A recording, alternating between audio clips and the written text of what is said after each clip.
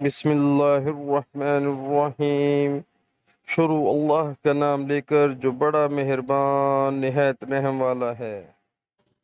رسول اللہ صلی اللہ علیہ وآلہ وسلم نے فرمایا، اسلام کا محل 5 ستونوں پر بنایا گیا ہے۔ نمبر 1، اس بات کی شہادت دینا کہ اللہ تعالیٰ کے سوا کوئی معبود نہیں ہے، اور اس بات کی گواہی بھی دینا کہ محمد صلی اللہ علیہ وآلہ وسلم اللہ کے رسول ہیں۔ نمبر 2، نماز پڑھنا۔ نمبر 3، زکوٰۃ دینا۔ نمبر 4، حج کرنا۔ نمبر 5، رمضان کے روزے رکھنا۔